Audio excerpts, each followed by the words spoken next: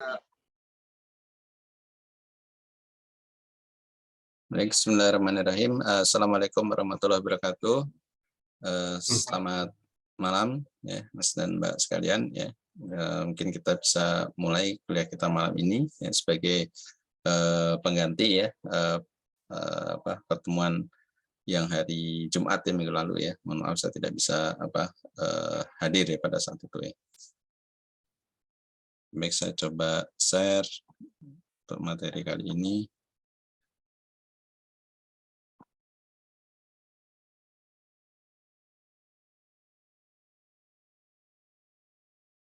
Apakah sudah terlihat?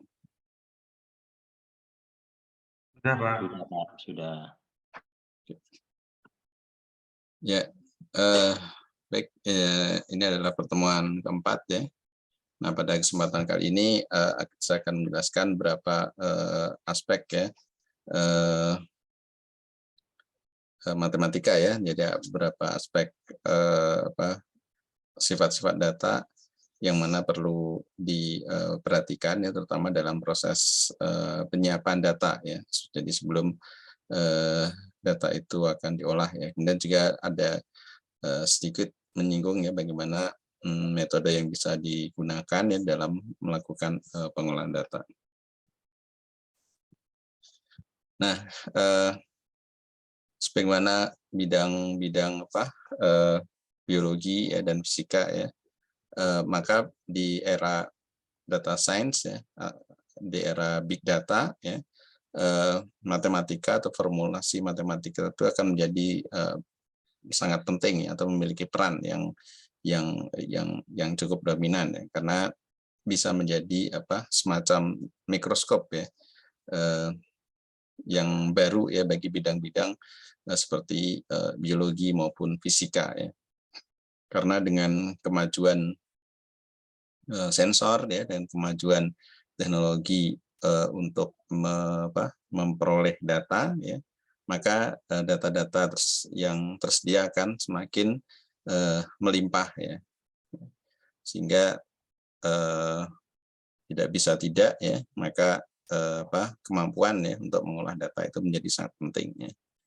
Nah, ini saya tampilkan karakter-karakter ya, ini rangkaian karakter-karakter ini merupakan karakter yang memiliki makna tertentu ya dalam hal genetika ya. Nah, jika zaman dahulu mungkin belum diperoleh ya data-data genetika secara lengkap ya. Nah, untuk membedakan katakanlah misalkan membedakan hewan ya atau membedakan tanaman, nah mungkin lebih berorientasi pada bentuk fisiknya ya atau bentuk morfologinya ya. Misalkan kalau hewan ciri-cirinya apa ya, kemudian kalau tanaman satu dengan yang lain dibedakan dengan bentuk daun ya, dibedakan dengan bentuk bunga ya, dibedakan dengan ukuran bunga dan seterusnya. Nah, maka dengan teknologi genetika kita bisa melihat lebih detail ya. Jadi tidak semata-mata dari bentuk morfologi ya, sehingga kita bisa melihat kode-kode DNA yang jumlahnya sangat besar ya untuk satu individu ya. Nah, maka untuk melakukan pengurutan atau untuk melakukan pengenalan ya satu rangkaian genetika beda dengan rangkaian genetika yang lain, nah ini perlu implementasi dari metode matematika ya, apakah merupakan bagaimana mengenali polanya ya, bagaimana membedakan pola satu dengan pola yang lain ya, dengan ukuran data yang tentu ini sangat besar sekali ya. Nah, demikian juga yang kanan ini ya, ini adalah hasil ya eksperimen dari tumbukan partikel ya. Jadi tumbukan partikel antara partikel timbal dengan partikel timbal ditumbuhkan ya atau ditabrakkan, kemudian dengan kecepatan itu mendekati dengan kecepatan cahaya ya, sehingga energi tumbukan yang dihasilkan sekitar 5 tera elektron volt ya, jadi sangat tinggi sekali ya. Atau untuk kecepatan partikelnya sendiri, nah itu hampir mendekati kecepatan cahaya, ya. Jadi ini bisa dibayangkan, misalkan ada dua katakanlah mungkin dua mobil, ya, mobil mungkin kecepatannya kalau mobil 100 ya mungkin ya 100 km. Nah ini mungkin ada dari arah yang berbeda, ya, kemudian bertabrakan, ya, mungkin untuk menguji katanya, ya, untuk menguji kekuatan kendaraan, misalkan diuji dengan dengan menggunakan robot, ya mungkin, ya. Dua kendaraan diuji ditabrakkan dengan kecepatan 100 misalkan masing-masing dari arah yang berbeda, dan tentu akan bodinya akan hancur, ya, atau akan pecah misalkan, ya. Kemudian bisa dilihat bagaimana pecahan tersebut, ya. Nah ini sama seperti itu, namun ini dalam skala yang sangat kecil, ya. Jadi skala atom, ya. Jadi ini dikerjakan di CERN, ya, di Eropa. Jadi ada semacam lembaga riset, ya, nuklir Eropa. Nah, salah satu proyeknya adalah ELIS, ya. Nah, ini adalah tumbukan partikel, ya, antara partikel timbal dengan partikel timbal yang lain, ya. Sehingga setelah terjadi tumbukan, maka akan berpecah, ya, partikel ini dalam jangka waktu beberapa saat, ya, sangat singkat sekali, ya, pecah menjadi partikel-partikel turunannya, dan ini bisa diamati, ya, dari gerakan setiap partikel ini, ya. Nah, tentu dengan mengimplementasikan formulasi matematika, ya. Dan ini jumlah datanya sangat besar, ya, jadi sangat besar sekali, sehingga untuk menghitung nanti perlu dilakukan katakanlah kompresi, ya, atau filtering, ya, kira-kira mana yang data yang perlu diukur dan tidak, ya. Mengapa informasi ini begitu penting, ya? Nah, ini kalau bagi orang di fisika, kalau dua atom ini ditumbuhkan, kemudian pecahannya menjadi adalah penyusun dari atom-atom ini, ya. Jadi penyusun, kemudian kita ingin melihat bagaimana wujud, ya, atau bagaimana karakteristik setiap penyusun dari atom. Nah, ini bisa dilihat dari lintasannya. Ini kan lintasannya, ya, setelah tumbukannya terjadi di tengah. Nah, kalau lintasannya lurus, ya, dan jauh, ya, maka kemungkinan itu masanya kecil dan energinya besar, ya. Nah, namun kalau hasil dari tumbukannya itu melingkar, ya, kemudian jaraknya terlalu dekat, dan mungkin masanya terlalu berat, ya, sehingga tidak cukup jauh untuk terpental, ya, dari titik pusat terjadinya tumbukan atau tabrakan antar partikel ini. Dan semuanya itu perlu dihitung, ya, dengan menggunakan formulasi matematika, sehingga dengan matematika kita bisa meramalkan, ya, atau bisa menceritakan hal yang ada di sini, ya. Karena kalau dilihat dengan mikroskop secara visual tentu tidak akan mungkin, ya, terlihat partikel-partikel ini, ya.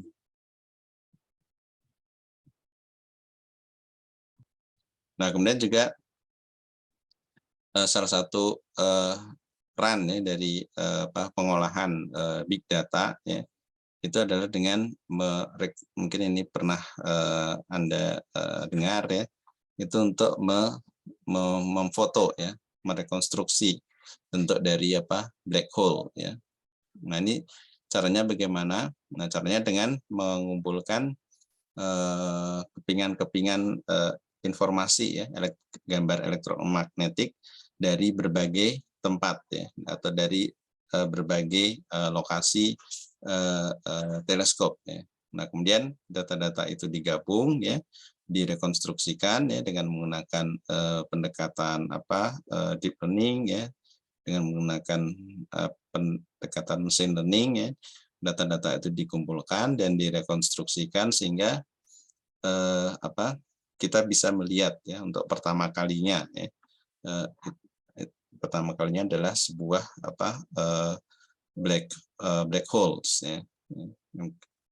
Nah, black holes itu apa? Nah, black holes itu adalah sebuah lubang hitam, ya, di angkasa luar, ya, yang sangat jauh, ya, yang mana semua yang ada di dekatnya akan disap ya, akan disap dan akan lenyap wujudnya ya, berubah menjadi partikel debu ya. Jadi langsung hancur ya. Jadi kalau ada misalkan bintang di dekatnya akan disap juga ya, dimakan ya, kemudian akan hilang ya, kemudian juga cahaya ya. Bahkan cahaya pun jika melewati black hole juga akan tertarik ya. Jadi cahaya yang kita ketahui dia lintasannya lurus ya. Nah ini cahaya bisa melengkung ya karena terhisap oleh black hole. Jadi dia gaya tariknya sangat tinggi ya, sehingga apapun yang ada di dekat black hole itu akan terhisap ya. Nah ini adalah sesuatu yang yang mungkin secara visual ya kita tidak bisa melihatnya secara langsung ya, namun ini bisa dikonstruksikan ya, atau bisa dirangkai ya, diolah ya dengan menggunakan data-data yang jumlahnya sangat besar ya, dengan menggunakan mesin learning ya, sehingga dapat kita peroleh gambar ya, gambar dari black hole, yang mana ini sesuai dengan konsep ya, atau dengan teori yang semula telah dirumuskan ya. Jadi mungkin teorinya sudah ada terlebih dahulu ya, cuma tidak didukung dari data-data eksperimen yang bisa melihat secara langsung. Nah ini baru-baru ini saja, tahun-tahun terakhir ini saja muncul ya hasil rekonstruksi dari wujud ya dari black hole. Ya.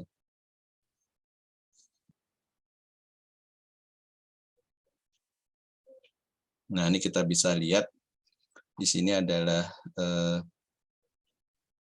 ini adalah skalanya ya. Jadi skalanya seberapa jauh ya. Ya, jadi ini garis ini ya.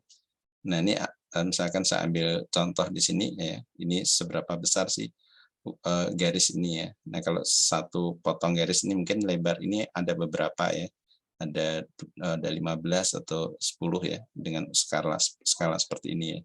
Nah ini kalau skala sepanjang ini, nah ini ukurannya adalah 3000 tahun cahaya ya. Jadi 3000 tahun cahaya tentu sangat jauh sekali ya. Nah, kalau 3000 tahun cahaya maksudnya, jadi katakanlah kita punya punya senter ya, atau baterai ya, senter yang dengan kekuatan yang sangat besar ya. Nah, kita sorotkan, ya, kita nyalakan senter tersebut, maka cahaya itu akan sampai di objek yang dituju itu setelah kita menunggu selama 3000 tahun ya. Kalau kita melakukan menyalakan senter, kemudian kita menyorotkan katakanlah di dinding atau di atap, kan saat itu juga ya cahaya yang kita sorotkan itu sampai ya di tempat yang kita tuju, atau kita sorotkan di atas ke pohon misalkan, kita keluar ya ke teras rumah, kemudian kita sorotkan ke pohon, tentu saat itu juga cahaya akan nyampe ke pohon ya. Nah ini kalau 3000 tahun cahaya, artinya saat kita pertama kali ya menyalakan senter, kemudian kita sorotkan, nah seandainya sorotan itu ada ya, atau senter itu ada, maka cahaya yang kita sorotkan itu baru akan sampai ya ke objek itu, ke suatu tempat ya, dengan waktu selama 3000 tahun ya. Tentu sangat jauh sekali ya. Nah ini adalah makna dari jarak ya 3000 tahun cahaya. Karena kalau dituliskan dalam satuan kilometer tentu angkanya sangat besar sekali ya, sehingga lebih ringkas dituliskan dalam bentuk tahun cahaya.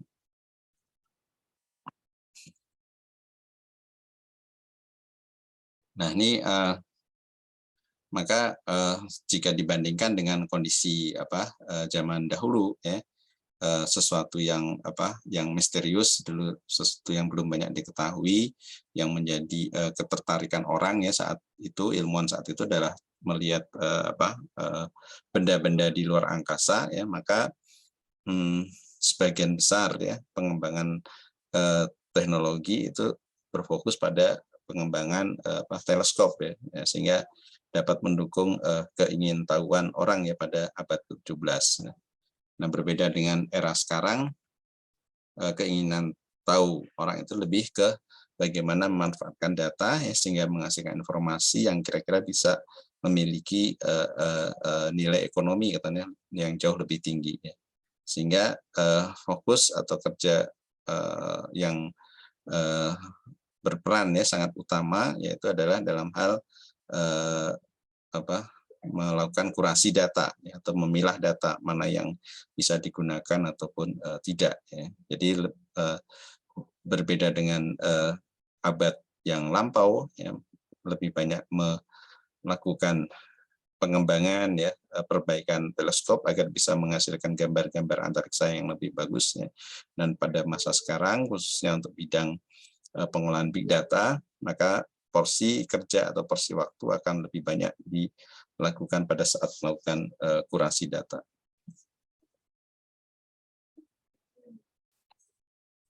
Nah, mengapa kurasi data itu sangat penting atau data curation itu sangat penting ya? Karena agar data-data itu kelak ya bisa di retrieve ya atau bisa diambil kembali secara mudah ya, dan juga kelak dapat digunakan untuk kegiatan riset-riset yang lain ya. Sehingga data-data tersebut masih bisa bermanfaat ya, atau bisa diimplementasikan di permasalahan yang lebih beragam. Nah, ini ada beberapa hal yang perlu diperhatikan terkait dengan data ya. Yang pertama adalah more data is better ya. Berarti lebih banyak data maka akan lebih bagus ya.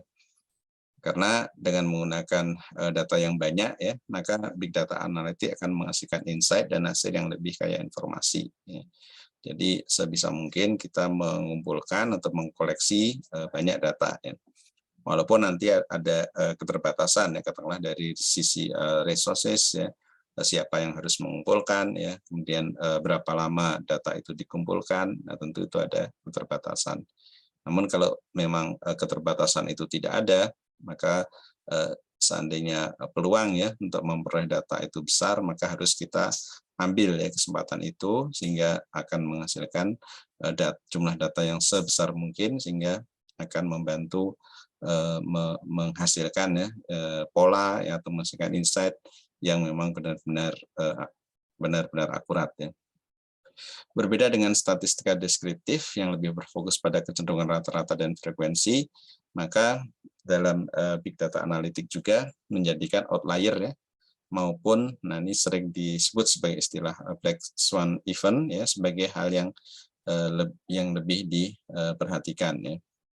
Semakin besar dan beragam dataset ya, maka akan semakin besar kemudian dapat menggambarkan kondisi sebenarnya di dunia nyata ya, karena memang kita sadari data-data yang kita kumpulkan ya sebenarnya itu masih jauh ya, masih jauh sedikit ya dibandingkan dengan kemungkinan atau ketersediaan data yang ada di dunia yang nyata ya. Jadi kemampuan kita untuk mengkoleksi data itu masih jauh ya, walaupun kita tahu ya saat ini sangat besar ya, namun ternyata masih lebih banyak lagi ya data-data yang di luar sana yang belum terkoleksi atau terkumpulkan dalam bentuk digital. Kemudian semakin besar jumlah data maka menghasilkan analisis yang lebih baik ya. Namun hal ini tidak berlaku jika data terlalu banyak noise dan unbalance atau tidak seimbang ya. Nah, ini noise maksudnya ketika data kita kumpulkan maka data-data tersebut ya tidak bisa mengukur ya kondisi yang nyata karena tercampur dengan noise ya. Kalau dalam sensor elektronik ya mungkin sensornya kurang presisi ya, mungkin harganya murah karena seperti itu ya, sehingga banyak noise masuk ya, atau tidak diimplementasikan filter ya. Kemudian kalau noise dalam bentuk teks misalkan, nah ini satu teks bisa menghasilkan banyak persepsi karena seperti itu ya, mungkin karena kalimatnya ambigu ya, tidak tegas ya, misalkan dikumpulkan dari dari paper, dari pustaka atau dari posting di sosial media ya, kita bisa mengumpulkan banyak teks. Nah ini karena kalimatnya mungkin tidak tegas sehingga bisa tergolong juga ya sebagai noise ya. Jadi data-data yang tidak sepenuhnya mencerminkan ya nilai yang real atau nilai yang nyata. Dan yang tak kalah penting itu adalah kondisi yang tidak seimbang ya atau unbalance ya. Jadi yang mana jika kita mempunyai dataset ya yang terdiri atas katakanlah 5 kelompok ya. Jadi dalam satu dataset itu terdiri atas 5 kelompok ya. Nah, kemudian masing-masing kelompok itu jumlah datanya tidak merata ya. Jadi kelompok yang pertama mungkin jumlahnya sangat banyak ya, kelompok yang kedua juga banyak, namun kelompok 3, 4 dan 5 jumlahnya sangat sedikit ya, sehingga tidak seimbang ya.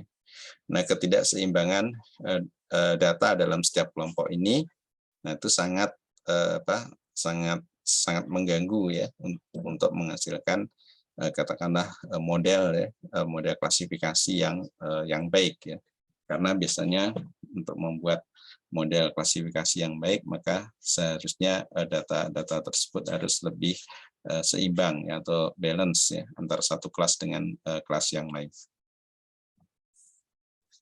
Nah, ini adalah contoh ilustrasi bagaimana terjadinya peristiwa atau kondisi outlier ya. Nah, jadi mengapa sering juga disebut sebagai black swan event ya, karena angsa atau swan itu umumnya warnanya putih, nah, kemudian tiba-tiba ada satu angsa yang warnanya beda ya, yang hitam misalkan ya. Nah, maka ini adalah suatu outlier ya, karena ada perbedaan yang tunggal atau mungkin yang minimal ya dibandingkan dengan kondisi atau tren yang umum terjadi. Nah, ini kalau dalam hal penggunaan statistik, outlier ini akan efek dari outlier mungkin akan hilang ya, karena tertutupi oleh data-data yang punya kecenderungan yang tertentu ya. Nah, namun untuk analisis di dalam hal big data ya, big data analitik, outlier ini perlu dipertimbangkan juga ya, apakah memang benar-benar ada anomali peristiwa ya, atau anomali keadaan ya, sehingga muncul data-data yang sifatnya outlier ya. Jadi tidak semata-mata harus data itu dibuang atau tidak dipertimbangkan ya. Namun ini justru menjadi kesempatan ya bagi proses analisis ya di big data, hal-hal yang sebelumnya disebut sebagai outlier itu bisa menjadi sumber data atau mungkin menjadi representasi ya dari suatu keadaan yang memang khusus atau yang sifatnya khas. Nah, ini juga ini untuk pantauan ya, pantauan kasus baru ya, karena untuk COVID ya, ini tahun 2021 ya. Nah, misalkan daerah sini misalkan ya, ini kondisinya cenderung melandai ya. Nah, sudah turun ya, jumlah kasusnya turun. Nah, namun di sini ada tiba-tiba muncul peaks ya dan valley yang sangat tinggi ya. Nah, ini tentu ada kondisi yang mungkin tidak serupa dengan tren yang ada ya. Tren ada kan umumnya turun ya dengan variasi tertentu ya. Namun ini tiba-tiba variasinya sangat tinggi ya, baik dari sisi positif ya, lebih ya dari nilai rata-rata umumnya maupun yang sangat kurang dari rata-rata umumnya. Nah, ini terjadi apa? Ini kalau dalam hal penghitungan sederhana, statistik yang sederhana mungkin ini dibuang saja ya karena dianggap outlier. Nah, namun dalam big data analitik ini harus dipertimbangkan juga ya, apa yang melatar belakangi ya peristiwa terjadinya perubahan ya nilai jumlah kasus ya harian yang ada di dalam hal ini di negara Nepal ya. Nah, ini boleh jadi mungkin laporannya terlambat ya. Ini sebenarnya laporan beberapa hari sebelumnya kemudian terakumulasi sehingga sangat tinggi ya. atau hal yang lain ya. Nah, ini yang dengan menggunakan big data analitik memungkinkan ya untuk melakukan penelusuran ya kira-kira apa yang terjadi sehingga muncul tampilan grafik seperti ini. Nah, ini juga misalkan komponen mesin ya yang dilihat ya berdasarkan nilai kapasitansi ya yang umumnya berfluktuasi ya dalam jangka waktu tertentu ya, dan kemudian tiba-tiba di sini datanya menyebar ya, dan bahkan ada yang nilai kapasitannya sangat rendah ya. Nah, ini juga bisa menjadi objek ya untuk diamati mengapa di sini terjadi outlier ya, atau perbedaan data ya dari nilai rata-rata pada umumnya.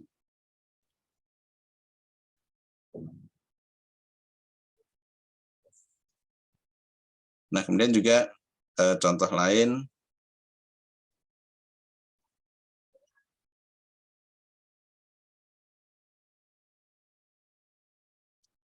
misalkan ini ada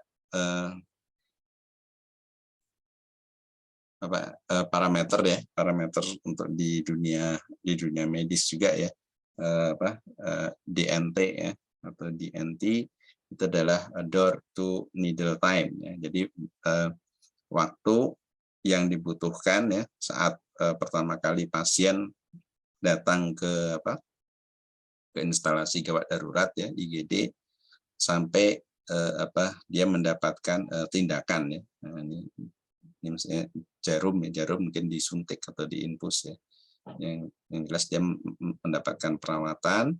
Nah, ini untuk pasien stroke ya yang menjadi objek penelitian dari paper ini ya. Mungkin nanti kalau Anda tertarik nanti mungkin bisa dibaca lebih lanjut ya. Nah, ini dengan menggunakan data-data yang ada, data-data yang terkoleksi. Nah, ini ada yang sifatnya outlier ya, dari rentang yang umum ya. Nah, ini kalau di sini plot yang umum ya.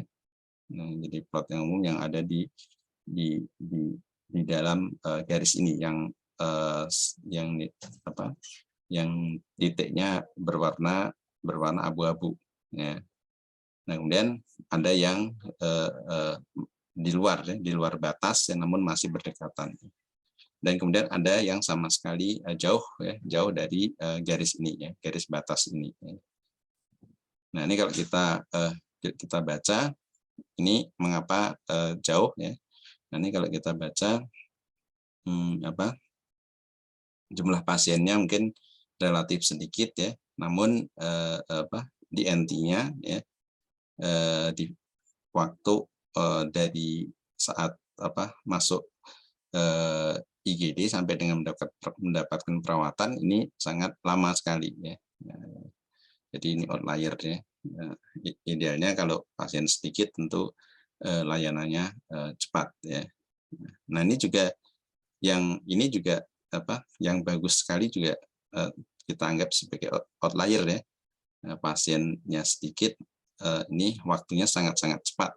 Nah, ini juga bisa menjadi analisis ya untuk yang perlu diperhatikan lebih lanjut ya, atau dicurigai ya. Kenapa waktunya sangat cepat ya? Nah, boleh jadi prosedur yang harus dilakukan ada beberapa prosedur dilewati misalkan ya. Jadi tidak di treatment atau tidak dilayani sesuai dengan standar sehingga sangat cepat sekali prosesnya ya, dengan jumlah pasien yang sedikit ya. Nah, ini juga ya. Nah, ini bisa kita anggap sebagai outlier ya, karena jauh dari kecenderungan ya. Nah, ini jumlah pasiennya banyak namun bisa men-treat secara cepat ya. Nah, ini umumnya kalau jumlah pasiennya banyak tentu waktu untuk ininya akan lebih lama ya, karena antriannya mungkin panjang. Nah, kira-kira hal seperti itulah yang bisa menjadi titik awal ya untuk melakukan analisis masalah ya. dengan menemukan adanya outlier dari data-data yang telah kita kumpulkan. Nah, kemudian untuk kasus yang tidak balance ya, atau tidak seimbang ya.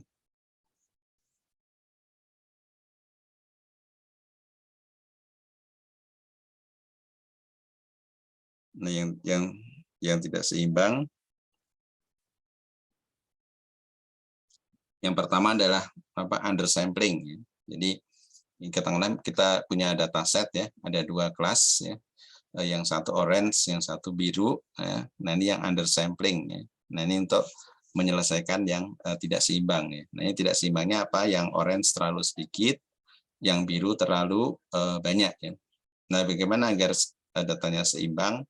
Maka kita sampel ya, kita sampling beberapa data yang kira-kira mencakup data dari semua interval ya, di sampling, diambil beberapa data, misalkan data yang kita urutkan, kemudian kita sampling, sehingga jumlah total ya dari sampling ini akan sama dengan jumlah data yang orange yang sudah kita kumpulkan secara langsung ya.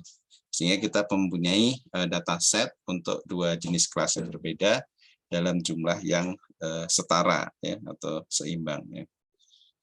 Nah, demikian juga kalau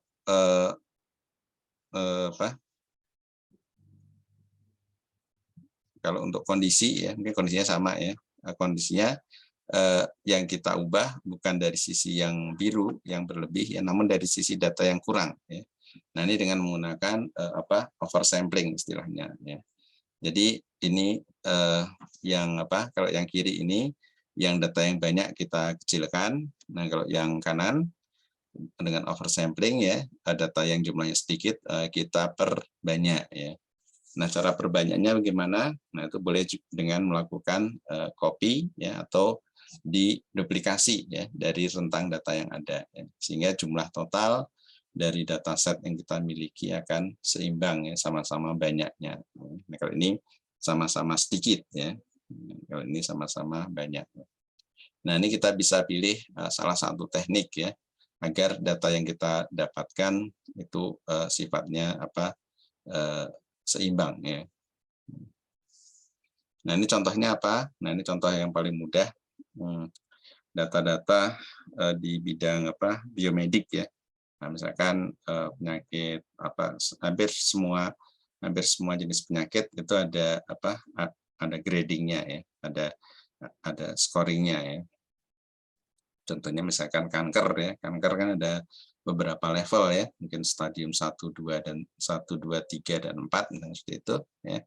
Nah, maka kalau kita mengambil sampling atau data-data biomedik ya terkait dengan kanker, maka untuk stadium yang tinggi ya 3 dan 4 itu susah ditemui atau sulit untuk didapatkan ya. Karena apa? Ya karena mungkin orang-orang yang dengan stadium tinggi akan mendapatkan pengobatan ya, sehingga sehingga mungkin lebih maaf yang stadium 2 ya, stadium 2 mungkin lebih banyak mendapatkan pengobatan ya, sehingga tidak sampai berubah ke stadium 3 karena seperti itu. Jadi dicegah, diperlambat ya. Nah, kemudian yang stadium 4 juga jarang ditemui karena yang stadium 3 juga diperlambat prosesnya ya, sehingga tidak masuk ke stadium 4. Sehingga secara umum maka stadium yang lebih rendah itu akan lebih banyak ya, atau level yang bawah akan lebih banyak ya. Sehingga kalau kita kumpulkan maka akan terjadi ketidakseimbangan ya, gitu. Demikian juga misalkan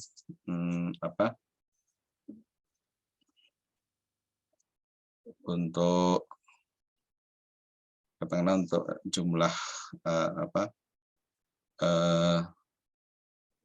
jumlah lalu lintas ya, jumlah kendaraan yang lewat ya dalam satu segmen atau satu area jalan ya, apakah di perempatan ataukah jalan yang utama ya, jalan yang besar ya. Nah, kemudian kita lihat polanya katakanlah per, per hari ya, data-data harian ya, hari Senin berapa banyak ya, Selasa berapa banyak ya. Nah itu nanti pasti akan terjadi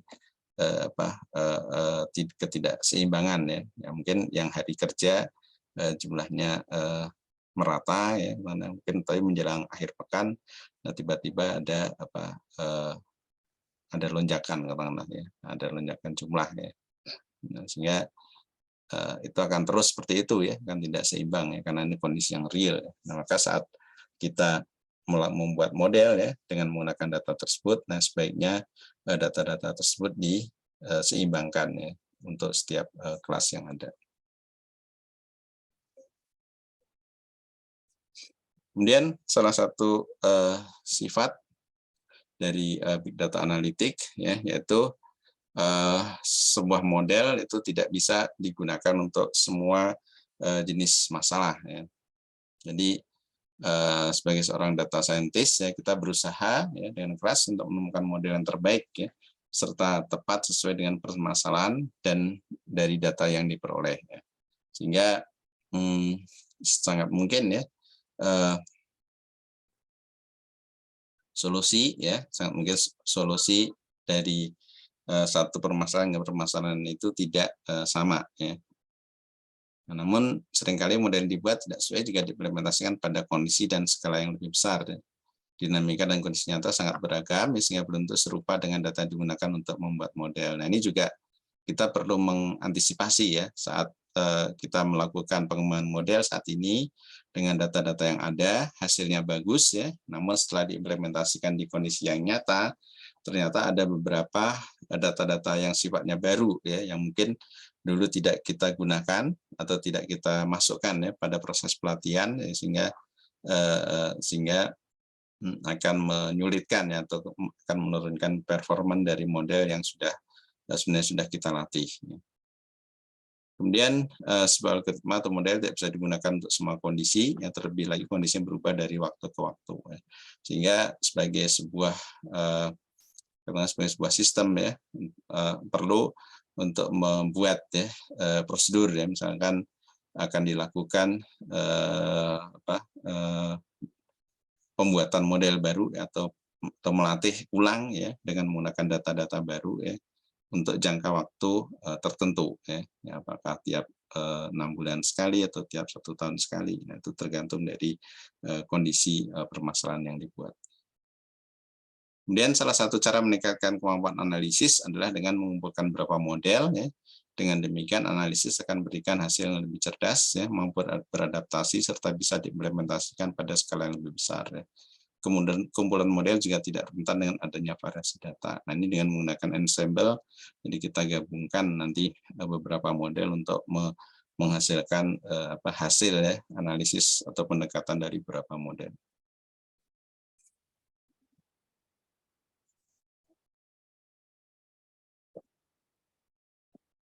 Nah, ini contoh bagaimana model matematika, nah itu terus berkembang ya, untuk melihat untuk menggambarkan kondisi iklim ya, di climate models ya, untuk melihat kondisi iklim ya. Nah, pada tahun 50-an mungkin cukup parameter ini saja ya. Dan tahun 60-an parameter yang lain perlu ditambahkan ya. Dan semakin mendekati kondisi sekarang, maka jumlah variabel atau parameter yang harus diperhatikan ya untuk membuat climate models, maka akan semakin banyak ya. Jadi jika sebelumnya hanya beberapa parameter saja yang menjadikan pertimbangan, nah setelah semakin berubahnya ya pola kehidupan manusia di permukaan bumi, maka akan menghasilkan permasalahan yang lebih kompleks ya, sehingga perlu melibatkan parameter-parameter yang lain. Nah, ini akan bertambah terus ya. Kalau sekarang mungkin sudah 2020, nah tentu ada parameter yang lain yang akan berkontribusi ya dalam mengembangkan climate models ini yang dalam skala yang global. Ya.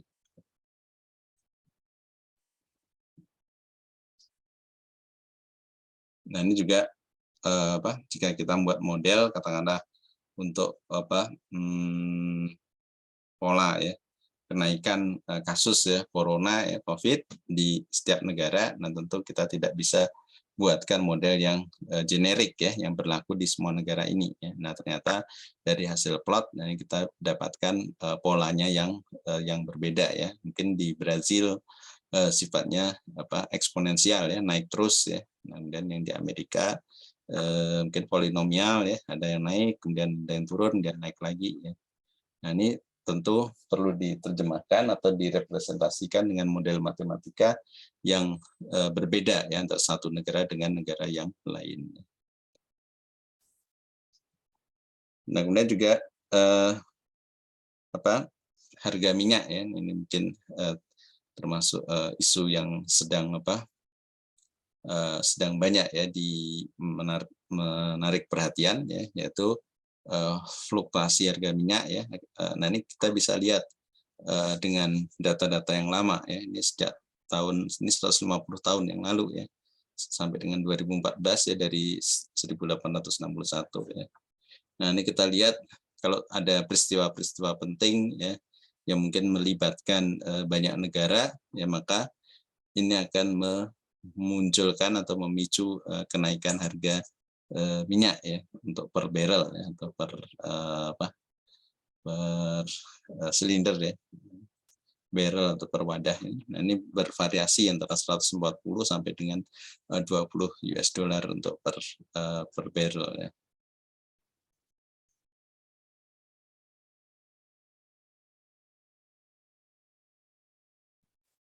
Kemudian yang selanjutnya nomor 3 itu adalah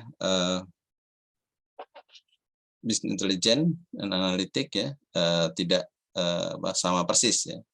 Jadi kalau business intelligence menangani data yang lebih ringkas ya, data-data yang diekstraksi umumnya terstruktur ya, ternormalisasi, cakupan terbatas dan punya relasi antara satu sama lain ya. Sedangkan dalam business intelligence tidak akan berarti jika kita menangani data tidak terstruktur dan dalam jumlah serta keragaman yang sangat tinggi ya. Nah, ini yang menjadi tantangan dalam big data analitik, data-datanya tidak terstruktur ya dan tidak selalu lengkap ya. Nah, contohnya misalkan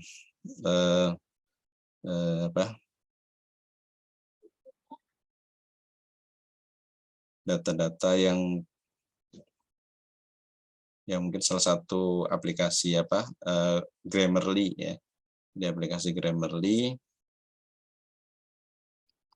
atau Google ya, mungkin saya agak ini punya aplikasi web based ya, untuk setiap email yang kita kirimkan dia bisa merangkum dalam satu kalimat ya, email itu mengenai apa ya. Sehingga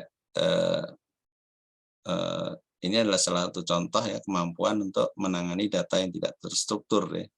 Kan kita dalam hal berkomunikasi dengan email ya, yang menggunakan email saat kita mengirimkan email ke orang lain atau orang lain mengirimkan email ke kita, nah tentu variasi atau ada keragaman ya cara menyusun kalimat ya, atau cara menuturkan suatu informasi ya. Nah, itu tentu akan sangat beragam ya. Nah, dengan kemampuan untuk merangkum ya, maka itu adalah data yang sangat penting ya, sehingga sistem tersebut bisa memperkirakan ya, saya sebagai penerima email dalam 1 minggu mana atau tema apa yang porsinya lebih besar dibandingkan dengan tema yang lain ya. Nah, hal itu bisa dirangkum ya dari tulisan-tulisan yang ada di email yang sudah tentu tidak terstruktur. Kemudian jika business intelligence lebih menggunakan statistik deskriptif dan manipulasi matematika sederhana atas data terstruktur, maka big data analitik merupakan tool lain ya, seperti natural language processing ya, yang tadi ya, untuk merangkum ide dasar atau rangkuman umum ya dari sebuah email ya. Kemudian model pattern recognition ya, predictive models, optimasi dan machine learning. Kemudian Business Analytics mempunyai kekuatan dalam menampilkan snapshot data dalam bentuk grafika. Nah, perbedaannya kalau di Big Data Analytics memberikan analisisnya secara real time ya, dan disertai dengan feedback yang akan memperbaiki model sepanjang waktu dan kemudian menyajikan data dalam bentuk visual. Ya. Sehingga gambaran secara umum, secara luas, dan itu bisa kita dapatkan secara langsung ya, dengan menggunakan bentuk visual, ya, tampilan visual. Nah, ini adalah hal-hal yang mensupport dari business intelligence. Ya.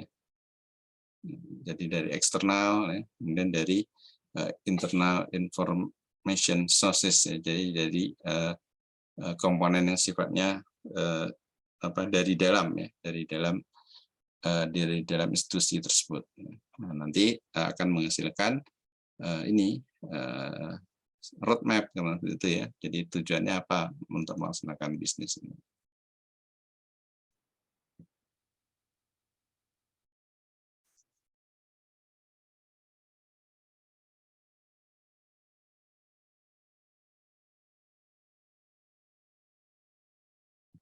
Oke. Nah, ini ada perbandingan ya untuk NLP bagaimana yang sebelumnya ya. Nah, sebelumnya kita perlu 2 tahap ya untuk pre-processing dan modeling ya. Jadi kita ekstrak feature-nya ya, dari bahasa yang dimasukkan ya.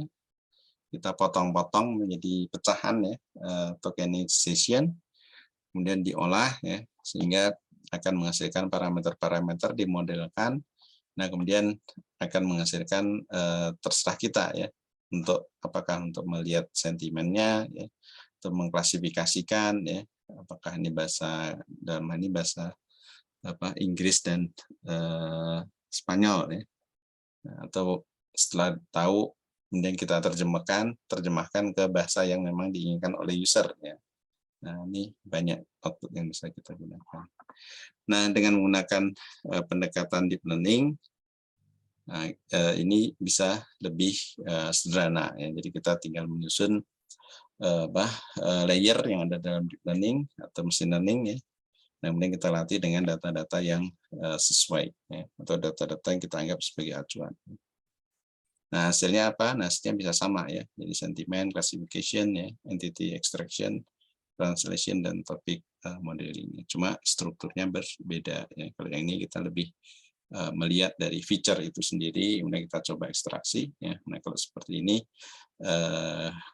sistem ini akan berusaha ya untuk melatih dirinya sendiri, mengupdate koefisien sehingga nanti bisa menghasilkan output yang sesuai. Kemudian yang keempat, correlation and causality are not same. Ini korelasi baik positif maupun negatif menjelaskan kepada kita bagaimana hubungan antar elemen dan variabel data ya. Namun korelasi ini belum menjelaskan sebab akibat antar elemen tersebut ya, perlu fakta-fakta lain yang bisa mendukung apakah satu variabel mempengaruhi variabel yang lain ya. Sebagai contoh, kita bisa menunjukkan bahwa suatu variabel terjadi sebelum variabel yang lain, dan efek tidak langsung dari variabel lain bisa dicatat dengan baik ya. Walaupun demikian tidak menunjukkan semua kasus ya. Hal ini hanya menjelaskan seberapa penting skill interpretif sebagaimana model matematika. Jadi seorang data scientist ya harus mempunyai kemampuan lebih dari sekedar matematika agar bisa memberikan interpretasi atau atas hasil analisis. Nah, ini yang bagian yang kedua ini adalah menafsirkan ya dari data yang sudah diolah ya, kemudian bisa membuat semacam deskripsi atau cerita yang menjelaskan mengenai hasil tersebut. Jadi apa yang bisa diungkap dari semua korelasi ada perubahan apa menghasilkan output ya, sesuai dengan yang diharapkan.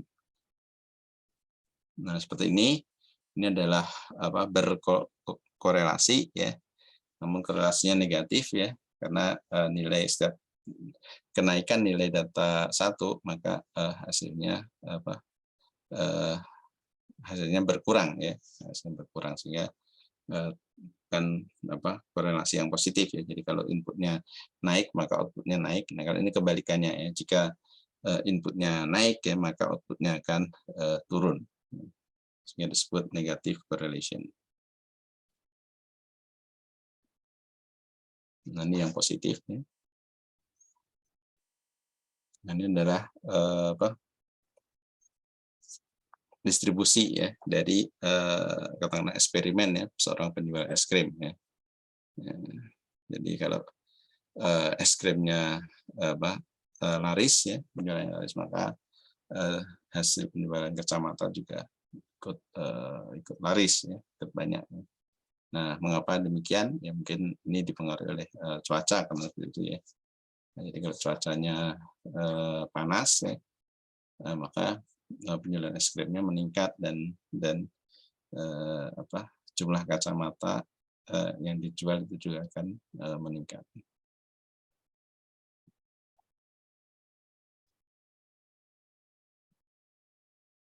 Nah, ini untuk menggambarkan relasi ya, korelasi ya, kemudian penyebab ya atau causation ya.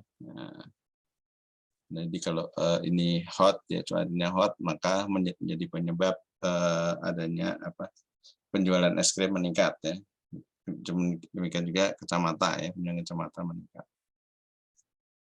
Nah, ini apakah ada korelasi secara langsung atau penyebab? Nah, ini korelasi ada, namun penyebab belum tentu ya. Jadi kalau penjualan es krim meningkat, apakah penjualan kacamata juga meningkat? Nah, itu belum tentu ya untuk penyebabnya. Kalau misalkan ini kita hilangkan ya, faktor dari cahaya atau faktor dari suhu yang disebabkan oleh kehadiran matahari. Kemudian sparse data analytic approach will win ya. Jadi seiring dengan peningkatan ukuran data, maka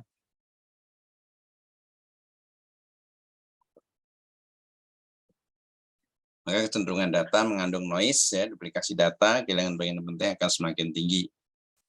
Jadi berapapun kita mengumpulkan data dalam jumlah sangat masif, ya kita harus menyiapkan dan mengantisipasi untuk membersihkan data, ya cleanse data, menghilangkan duplikasi dan menangani data jarang ya, atau data yang tidak lengkap ya.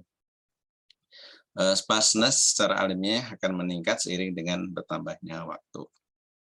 Nah, ini contohnya yang kiri itu untuk yang lengkap ya.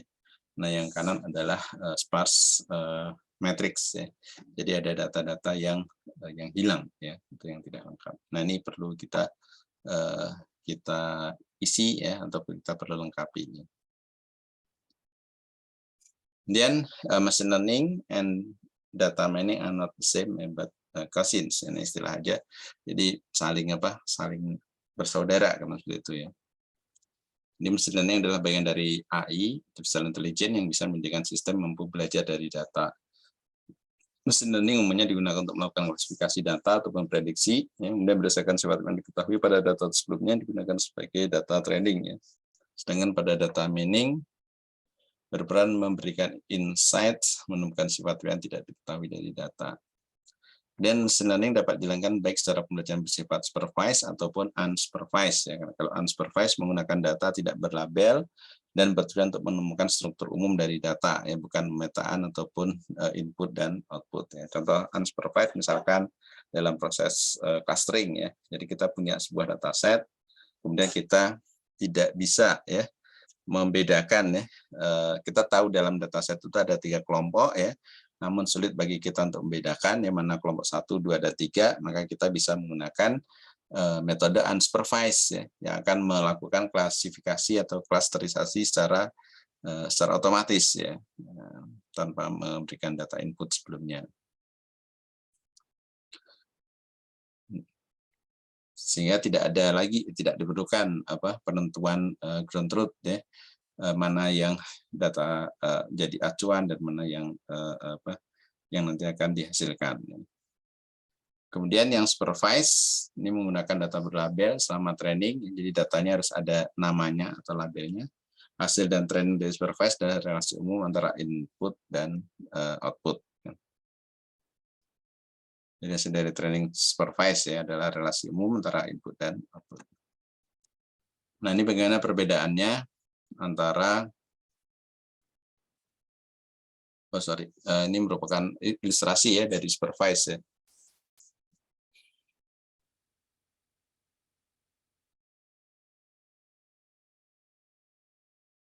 Nah, jadi yang pertama ini kita beri label, ya. Kemudian di mesin akan mengenali ya, ini yang mana kucing dan bukan ya. Nah, kemudian ketika diuji, maka sistem akan bisa memberikan jawaban sesuai dengan diharapkan. Ya. Nah, ini untuk kucing dikelompokkan sama, kemudian kalau yang selain kucing masuk ke kelompok yang lain. Problemnya dan klasifikasi dan regresi ya.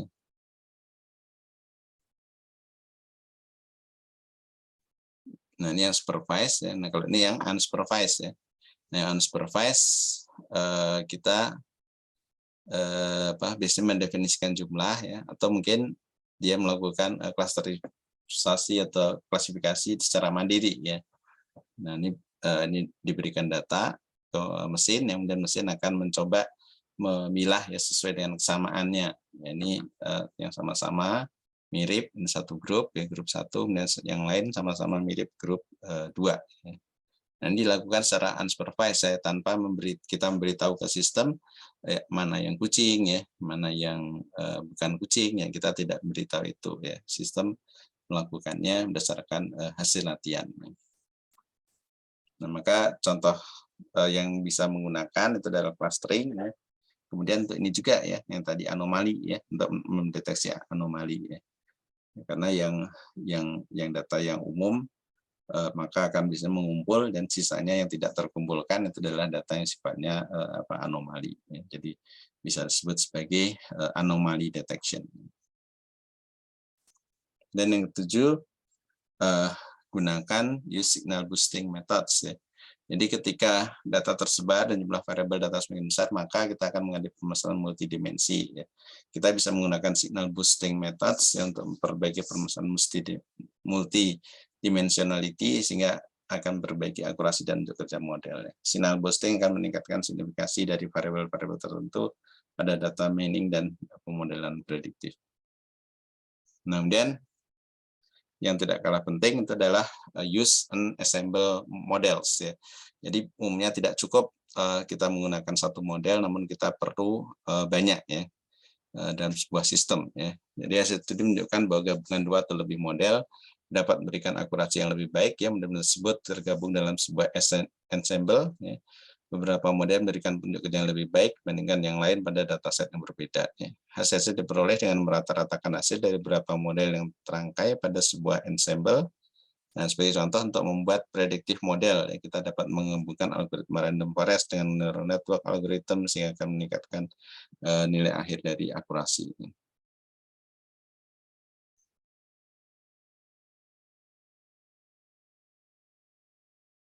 Nah, ini contohnya, ini untuk digunakan untuk face recognition ya. Untuk mengenali wajah orang setelah gambar masuk ya, diekstraksi nilai local binary pattern-nya, nah kemudian dimasukkan ke beberapa metode ya, apakah dengan menggunakan CNN ya. Ini model yang lain juga ya, model yang lain sampai berapa banyak ya. Nah, nanti untuk setiap data yang masuk ya, kita inputkan ke algoritma tersebut ya, untuk diperoleh hasil nih, ini siapa ya, wajah siapa. Nah, kemudian dari masing-masing bagian ini akan melakukan voting ya, untuk menentukan jawaban yang benar ya. Jadi kalau assemble-nya adalah 10 ya, maka kita pilih yang salah satu ya dari 10 tersebut. Nah, ini adalah hasil uji coba ya dari paper ini ya, misalkan struktur A, struktur B, ya, C dan D sampai dengan E ya. Kemudian ini untuk satu struktur neural network ya. Nah, untuk lapisan C1, P1 ya, dan seterusnya.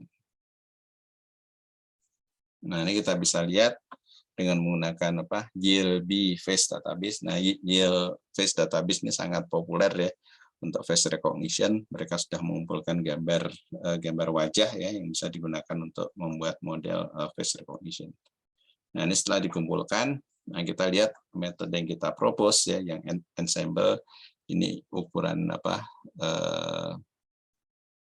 ukuran akurasinya ya, ini jauh mendekati 1, yaitu jauh lebih tinggi dibandingkan yang lain dan nilainya mendekati 1, sehingga untuk yang ensemble bisa kita pilih. Nah, kalau yang lain-lain ini hanya tunggal ya, jadi hasil dari hasil dari pengenalan wajahnya tidak dibandingkan lagi ya, langsung digunakan ya. Nah, kalau yang ensemble dia terdiri beberapa metode kemudian dibandingkan satu sama lain. Ya, mungkin itu yang bisa saya sampaikan pada kesempatan kali ini. Silahkan jika ada pertanyaan.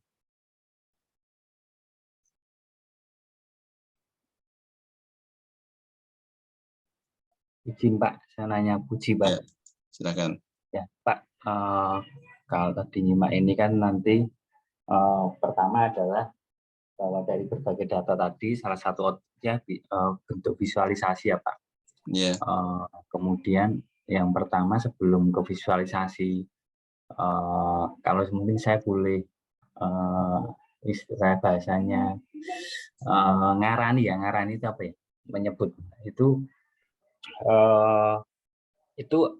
data ini melalui berbagai langkah ya Pak untuk bisa mendapatkan hasil yang diharapkan ya Pak, sebagai tadi data scientist tadi ya Pak. Itu artinya tidak hanya kalau misalnya kita main di Excel satu kali ngolah itu ya filter grafik keluar selesai yang statistik tadi Pak.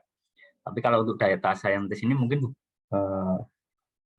beberapa kali ya Pak pengolahan data itu ya Pak. Itu satu.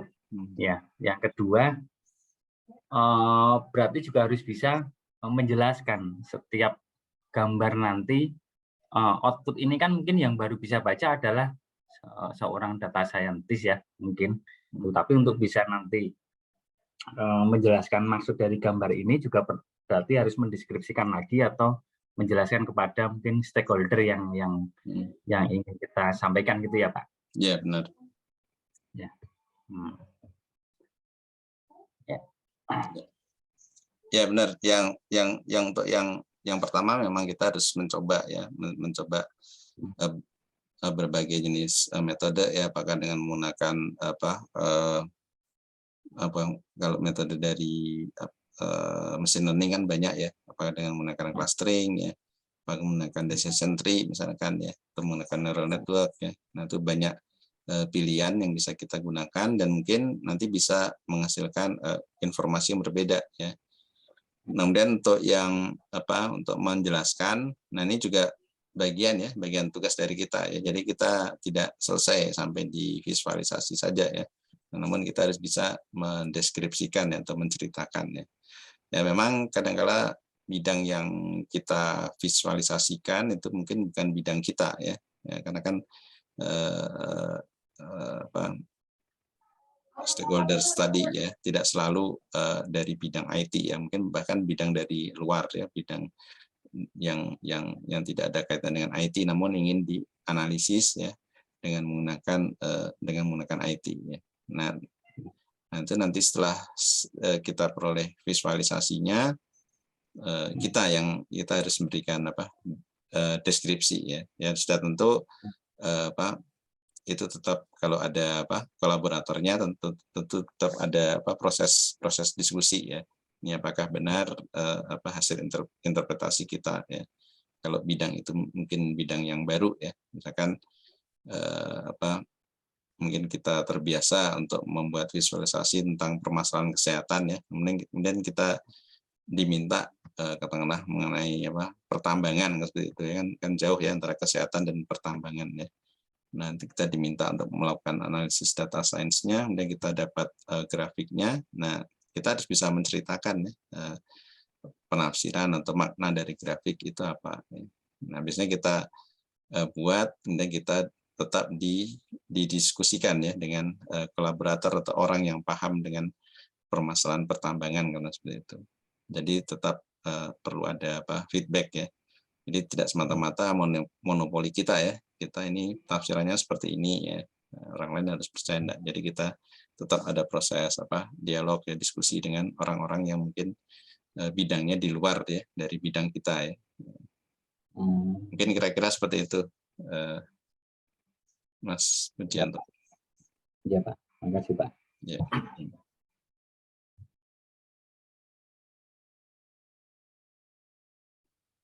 Baik, ada lagi? Ada Pak, satu Pak. Ya, Saya silakan. Pak. Ya, silakan. Izin Pak. Ya, silakan. Ini Pak, yang pertama itu ini Pak, yang tadi itu 1 sampai 8 itu apa ya Pak ya? Yang mana? Yang 1 sampai 8 itu tadi Pak. Itu kan tadi ada apa Pak? Ada 8. Ada 8 tuh Pak. Yang sorry Pak. Yang apa? Ya, yang setiap yang pertama tuh misalkan seperti tadi, yang terakhir yang 8 itu tadi. Bentar Pak, saya tak buka catatan Pak.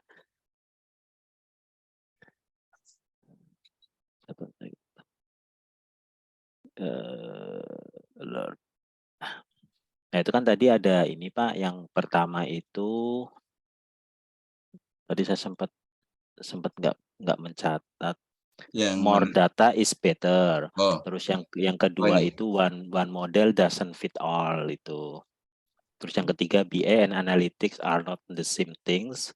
Sampai yang ke-8 itu Pak. Yang ke-8 itu. Iya, sampai yang ke-8. Iya, 1 sampai 8 itu. Nah, use and similarity of models itu. Nah, itu apa ya Pak ya? Yang 1 sampai dengan 8 itu. Maksud saya yang 8 itu itu. Oh, apa itu Pak? Ke-8 item ini. Iya, benar, itu apa Pak? Ya ke-8 ini adalah karakteristik dari big data analitik ya. Jadi dalam karakteristik big data analitik ini ada mungkin 8 hal yang mungkin kira-kira perlu diperhatikan ya. Oke. Berarti karakteristik ya Pak ya. Nah, artinya berarti ketika kita menjadi arahnya data science ya Pak, bukan berarti berbeda dengan data ini Pak, data engineer ya Pak ya. Itu berarti ini khusus untuk apa namanya Pak, untuk mungkin koridor gitu bagi seorang data scientist atau juga bagi data engineer Pak, kayak yang karakteristik dari 8 ini Pak. Ya, ini lebih ke data science ya. Jadi kita untuk tujuan akhirnya untuk lebih memaknai ya data-data yang ada ya. Walaupun nanti bagaimana cara mengekstraksi data, bagaimana cara memfilter data, itu mungkin lebih menyimpan data ya dalam sebuah database ya, mungkin itu lebih ke data engineer-nya di sana ya. Kalau ini dalam hal kita mengekstrak informasi ya. Jadi bukan dalam mengelola data, menyimpan datanya. Mungkin ini lebih ke bagaimana kita mengekstrak informasi dari data-data yang kita punya ya, yang sudah kita dapatkan ya. Kalau data engineer kan bagaimana cara mendapatkan mendapatkan data, cara menyimpannya, bagaimana cara nanti data itu bisa diambil kembali katakanlah seperti itu ya. Namun belum sampai ke ekstrak informasinya ya. Nah, ini lebih ke ekstrak informasinya yang saya ceritakan di 8 hal ini. Oke, berarti seperti deep learning tadi disinggung deep learning juga, terus terkait supervised, unsupervised atau NN itu berarti cakupannya lebih ke data scientist ya Pak ya. Artinya algoritma itu peruntukannya data scientist gitu ya, atau data engineer juga bisa menggunakan hal-hal tersebut Pak. Ya sebenarnya bisa juga sih katakanlah kalau misalkan dalam hal tadi ya filtering data ya. Jadi kita memilah ya mana-mana yang data yang perlu disimpan dan tidak ya. Mungkin tadi saya contohkan yang ini tadi ya. Yang ini yang tumbukan apa? Ya, itu nanti saya tanya itu Pak. Ya, tumbukan atom ya. Tumbukan atom timbal ya. Nah, ini mungkin nanti bisa dicari ini juga videonya ini banyak ya. Jadi bagaimana proses tumbukan atom, dan ini jumlahnya sangat banyak ya. Nah ini kita harus harus bisa memilah ya, apakah semua data itu harus disimpan ya, apakah sebagian saja yang penting. Nah itu perlu kemampuan ya dari data engineer. Nah kalau data scientist-nya dari sisi tadi ya, menginterpretasikan ya. Ini kalau lintasannya seperti ini kira-kira partikel apa ya.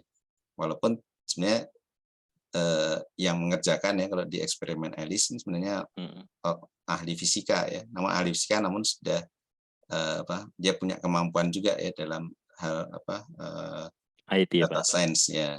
Oh, Jadi gitu. tidak murni fisika teori kan seperti itu ya. Jadi dia punya kemampuan untuk menganalisis data juga.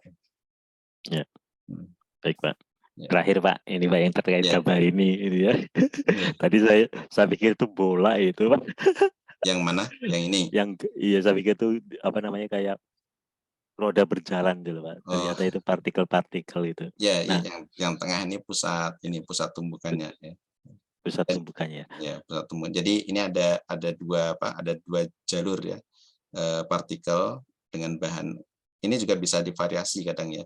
Bahan timbal dengan bahan apa lagi, atom apa dengan atom apa ya. Nah, ini kalau yang Alice ini khusus atom timbal dengan timbal, jadi dijalankan dari sisi kiri dan sisi kanan dalam pipa yang mungkin diameternya 40 km ya. Jadi diputar terus ya sampai dengan kecepatannya mendekati kecepatan cahaya ya. Jadi 3 kali 10⁸ meter per detik. Ya, walaupun tidak sama persis ya. Jadi mendekati. Nah, kemudian ditabrakkan ya. Setelah ditabrakkan tentu akan pecah ya menjadi partikel-partikel lebih kecil. Nah, cuma itu waktunya singkat ya. Jadi mungkin berapa nanoskon atau berapa mikrosecond ya. Nah, itu dia. Itu yang akan saya tanyakan, Pak.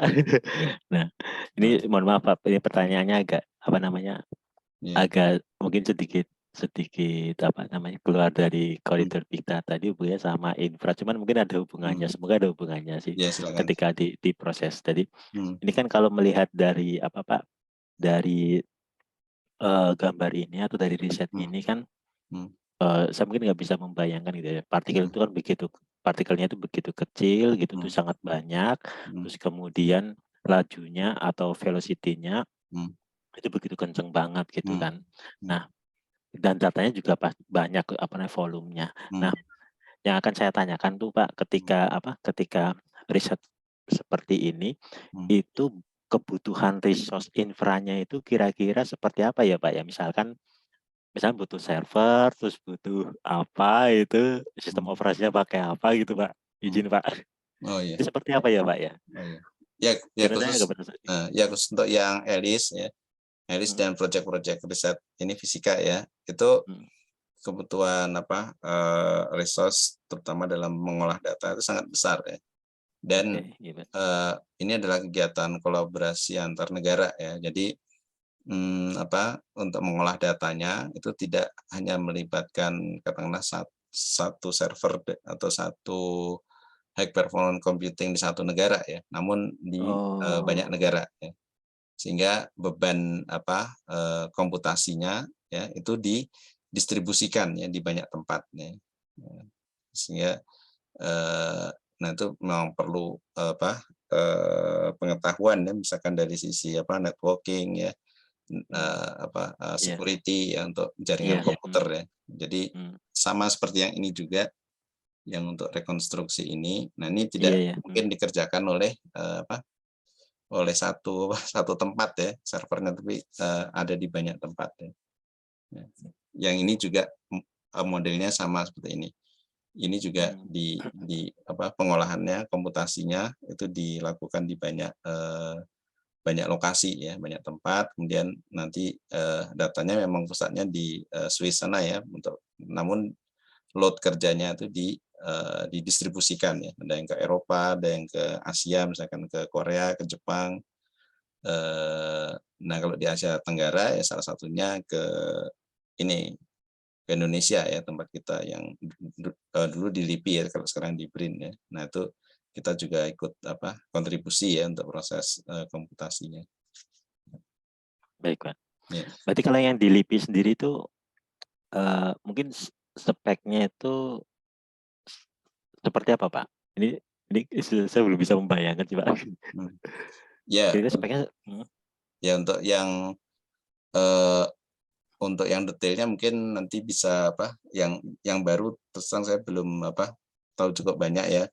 Namun kalau untuk mendevelop model di sana juga ada GPU ya, GPU. Oke.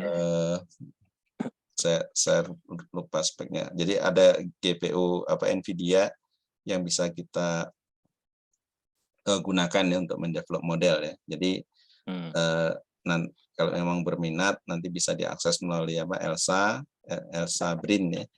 Nah kita bisa memilih ya kita apakah menggunakan CPU atau GPU, kemudian dijelaskan kegunaannya untuk apa ya. Nah kalau saya selama ini lebih banyak untuk mengolah gambar ya, misalkan untuk mengklasifikasikan objek, kemudian untuk melakukan segmentasi area. Nah itu menggunakan server di sana dan kita run program kita upload data di sana. Nah itu tentu akan lebih cepat ya dibandingkan jika kita jalankan di workstation di rumah kan seperti itu ya. Iya, Pak. Mungkin kapan-kapan bisa ini ya, Pak ya. Ya boleh. Teman-teman ya. Angkatan 6 ini siapa tahu nanti ada apa, Pak? Kebrin gitu ya, Pak ya. Ya silakan, kami terbuka untuk menerima kunjungan. Baik Pak, terima kasih Pak. Penjelasannya Pak. Izin sharing terima dikit kasih saya. Pak. Ya silakan dengan. Kalau ini Mas Tri ya sama Pak Esa. Kalau untuk misalnya kalau data beneran mungkin memang butuh tadi ya spek hardware. Tapi kalau untuk latihan lah misalnya dengan data yang berapa kecil lah itu bisa menggunakan itu Colab itu yang Google. Kita bisa load data kita di Google Drive kita. Nah nanti kita bisa olah dengan fungsi-fungsi yang sudah ada di sana nanti kayaknya di Colab itu. Itu free kok itu. Kalau untuk maksudnya sekedar latihan gitu ya Pak itu. Ya bisa. Ya, ya kalau untuk kalau untuk latihan bisa menggunakan di Google Collaboration ataupun menggunakan di ini Kaggle ya. Kaggle juga lengkap juga. Sebenarnya sama-sama punyanya Google juga kan kalau Kaggle. Nah kalau di Kaggle biasanya tersedia ini ya contoh-contoh dan datasetnya ya. Kemudian kalau Google Colab kan kita bisa juga sih kita mengolah dataset yang kita punya ya. Nah yang keduanya memang menggunakan interface di Jupyter ya sehingga memang lebih mudah ya. Nah kalau yang di APC yang di Brin tadi jadi sifatnya submit job ya. Jadi kita harus buat kode dulu, katakanlah kita buat kode yang sudah pasti jalan ya dengan menggunakan Python, katakanlah setelah kita coba di Google Collaboration ataupun di Kaggle. Nah setelah kita dapatkan kodenya, nah itu nanti kita submit ya, kita jalankan ya di APC yang ada di Brin ya.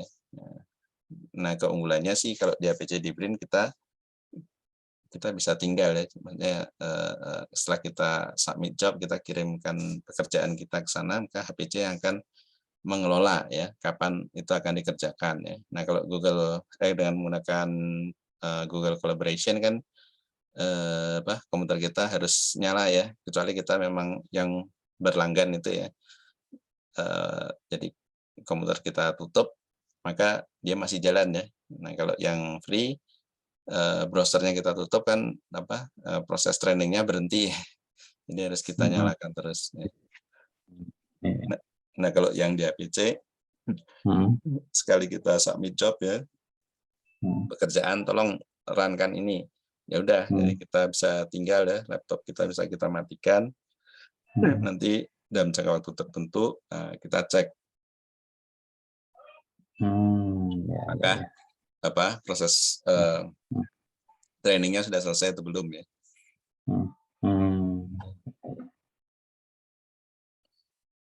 Ya, Pak. Boleh iya sih. ya, Mas. Iya Pak Puji, benar Pak Coba Puji. ya. Ya, Ya, ya, ya. Tapi Cuman untuk tadi latihan saya- awal ya enggak apa, itu bisa dicoba di Google Collaboration dan apa ataupun di apa Kaggle ya. Silakan.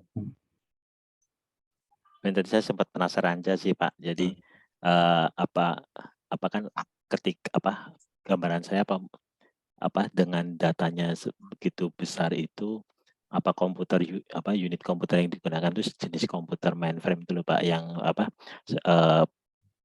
produknya apa IBM yang ZR1 itu atau apa yang itu.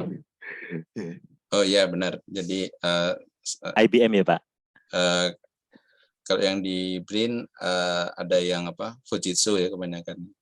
Oh, oke. Berarti sekelas mainframe yang IBM ZR1 itu ya. Ya. Oh, oke. Nah, Nah, itu kalau Pak, baik. ada apa di tempat kami juga ada apa yang DGX ya, Nvidia, sehingga untuk training apa model itu lebih cepat ya juga ada. Nah, itu bisa digunakan juga. Oke, baik Pak, terima kasih Pak. Ya. Dari saya cukup itu Pak. Terima kasih. Ya.